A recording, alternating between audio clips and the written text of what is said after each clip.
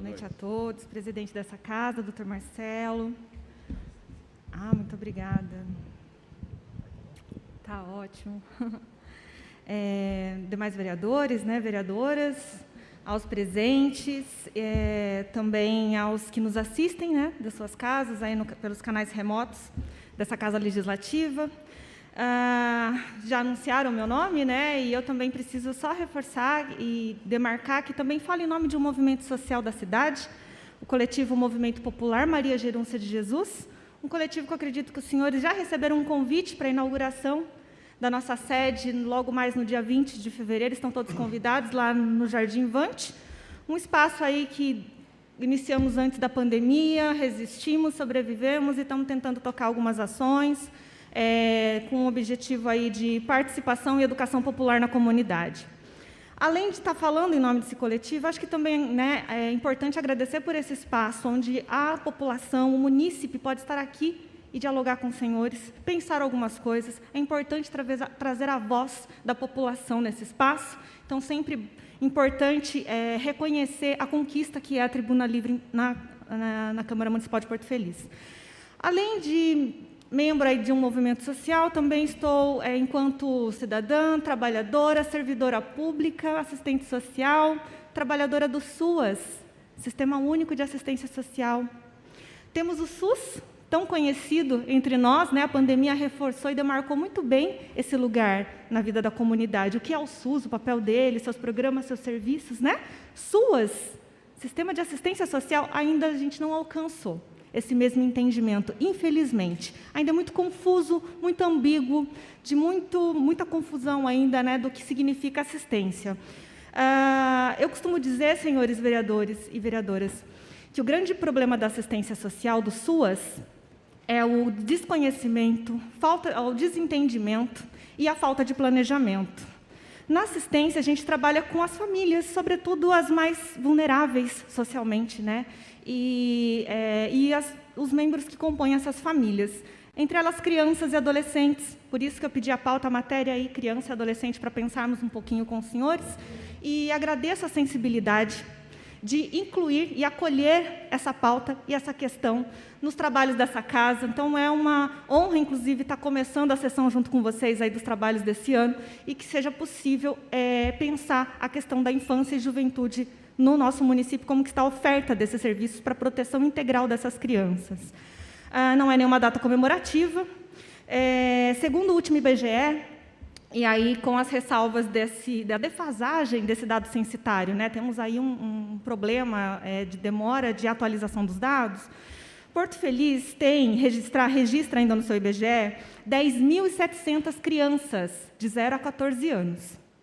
20% da população. É bastante coisa, E 20% da população também, senhores, é o que representa a população porto-felicense que sobrevive com até meio salário mínimo. Nós aqui, eu acredito, não sabemos o que é sobreviver com meio salário mínimo. 20% da população vive em situação de extrema vulnerabilidade social, pobreza e miséria nessa cidade. E são essas famílias que têm que cuidar e proteger das suas crianças e adolescentes. E esses números, inclusive, defasados do IBGE, devem ser muito maiores, inclusive a olhos nus, aí a gente identifica no dia a dia, porque também aqui nessa casa, nos gabinetes dos senhores, a população vem atrás de casa, aluguel, pagamento de conta, gás, comida, não é para vir aqui. Quando a população vem aqui, é sintomático, sinal de que as políticas públicas e sociais do Poder Executivo estão falhando.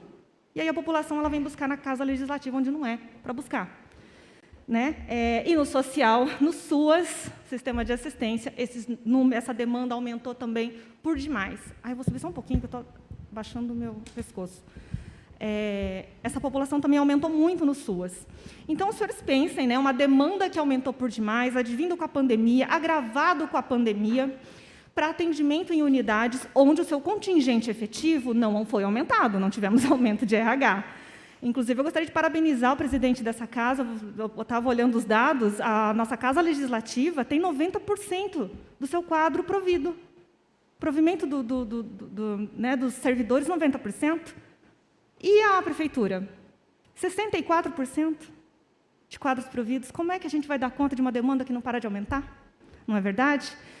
atendimento à população, senhores, para conseguir dar conta que as famílias consigam atender ao que lhes cabe, ao papel que lhes compete de proteger as crianças, sobretudo esse público que vive em situação de pobreza e miséria, precisa do braço do Estado. Precisa de gente, precisa de servidor, senão essa conta não fecha. Né? Gestão pública não se faz apenas com massa asfáltica, tijolo e cargos de alto escalão. Precisa do servidor da ponta para conseguir olhar e identificar essa demanda, essa situação. Então, é um dever político e republicano mesmo, né? Republicano. A Constituição ela diz: a proteção de crianças é da família, da comunidade e do Estado. Exatamente nessa ordem, mas também conjuntamente, senhores. Essas famílias mais vulneráveis, sozinhas, elas não vão dar conta. Elas precisam do espaço de proteção da cidade, né, da sociedade, da municipalidade. É junto. Né? E as famílias, como eu disse, sozinhas elas não conseguem, e saem em defesa das mulheres, porque a sobrecarga é sobretudo nas mulheres que representam esses arrimos de família e que precisam cuidar da casa, cuidar do lar, cuidar dessas crianças, e procurar trabalhar fora, enfim. Né? É uma pressão sempre muito grande em cima das mulheres. Então, não dá. É um remédio caro, tem que ter investimento, planejamento, não há desculpa fiscal para a responsabilidade social de se garantir a proteção das crianças dessa cidade. Não adianta reduzir, né, os índices de mortalidade infantil se não garante depois a sobrevida dessas crianças e proteção delas. Segundo a história da infância, as praças, nos séculos passados, eles eram usados para espaços de proteção e convivência de crianças e adolescentes. Inclusive, no século XIX, as praças elas eram incorporadas às escolas.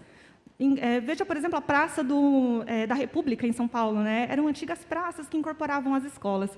Porto Feliz tem uma rede bastante importante de escola. Creches, vem crescendo, inclusive, atendendo ao seu dever republicano estatal de poder municipal, de ampliar a sua rede de proteção às crianças, de colocar no planejamento a extensão integral dessas crianças. A partir dos anos 80, os municípios tiveram que assumir essa responsabilidade, descentralizou a administração jurídica, né, para que os municípios organizem e pensem as suas políticas locais. Além das escolas, a ampliação, e isso vai acontecendo, porque é isso que está previsto, né, para o país dar conta, também tem os espaços socioeducativos, que são os projetos sociais infanto-juvenis. O senhor sabe quantos projetos o Porto Feliz tem para atender criança e adolescente? Encerrou 2021, senhores, com 3 projetos, que eram os que tínhamos. Né? O Monte Carmelo, acho que é o principal conhecido, né? Até tecer aí as homenagens, reconhecimento a essa entidade, que atende, até as últimas pesquisas, de 250 a 300 crianças. E tem uma lista de espera grande, né? Presta um relevante serviço público e um favor, inclusive, para o município. Também 2 projetos haviam até o final de 2021, senhores e senhoras.